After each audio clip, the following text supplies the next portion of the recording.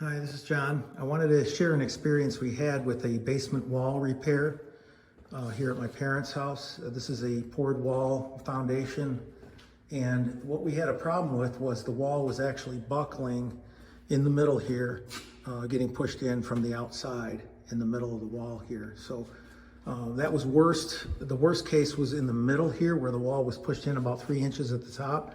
And then as you get towards the sides, this is the north end of the house, and you get this kind of a V-shaped crack in this area near the sidewall. The sidewall that's perpendicular to the back wall is quite strong compared to the rest of the wall, and that's why it broke in this area. I'll show you what happened in the middle here, but also we have another V-shaped crack here at the south end of the house where the other perpendicular wall was at, and it got supported. Excuse the Christmas tree there. But we have another V-shaped crack coming down this way. This is at the south end of the house where this other perpendicular wall is coming in.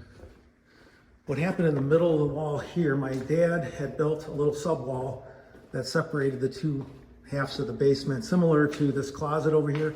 He put 2x4s and then put paneling up to act as a wall.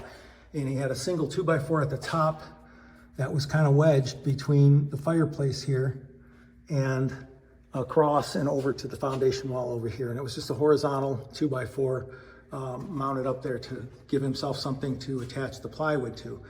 And that single 2x4 was strong enough to hold up this entire wall until the wall finally cracked and buckled around the 2x4. So another V shape here, all the way up to that corner, broke off of the wall just from a single 2x4.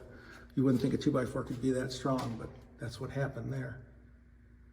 So after we had this all happen, I came to learn some things about this house, and one of them was being built in 1967. It was built without sill plates. As you can see, the joist here is sitting right onto the foundation wall. Newer houses like the one I live in now, they have an additional piece of wood in here. What they did with the newer houses, is in this case anyway, is they embedded into the concrete some metal straps, and then they mount 2x6 along the top of this foundation wall, and that runs the entire length of the wall. And they take those straps, wrap them around, and nail them in, so they're nailed into the straps, so they're attached to the wall, and then the joists get nailed into that. So you get a case where the joists are actually helping push the wall back out against the force of the ground. In this case, we thought originally it might have been tree roots that was causing this force on the wall, but after they excavated, they said there really wasn't that many tree roots there. It was mostly just the force of the ground. It may have been related to a grading problem that we had where the water was coming back towards the house because of some trees that are back there. It caused the patio to tip, and it needed to be regraded, and it wasn't done. So that might have also been a cause. But we had called, I had searched online for companies and found a company that was highly rated to come out and give us an estimate on this. And the guy came out and said, this is the worst one he had ever seen. That's what he told me. And he held up a 6-foot long stick vertically here and said, if the wall is tipped by more than 3 inches over a 6-foot span, then they have to replace the wall and they can't straighten the wall. So he measured it and he said, this is way over the 3-inch mark. I looked at the stick he was holding in his hand, and it looked to me to be right at the 3-inch mark, but he said it was way over. Maybe not, so we got into a discussion about that. And he quoted me $50,000 to replace this entire back wall. And then we walked around the basement. He came over here. This is the front of the house. And he noticed a quote unquote bulge in this area. I don't know if you can see it, a very slight bulge in this area. And he said, we'll shore that up for you too, because otherwise you're going to have the same problem here. We'll put some 4x4s up and anchor them into the wood. And that was an additional $6,000. So the total quote for both walls to do all the repairs they were recommending was $56,000. And around that time, my sister knew somebody who was having some basement work done, and she called and asked who they were working with. And they were quite happy with the company they were working with, and it was called Tom's Basement Waterproofing. So I called them for a quote, and I asked them to come out, and they came out, and he looked at this and analyzed it. And he didn't have the stick with him, but he looked at it, and he said, yeah, we can straighten this right out for you.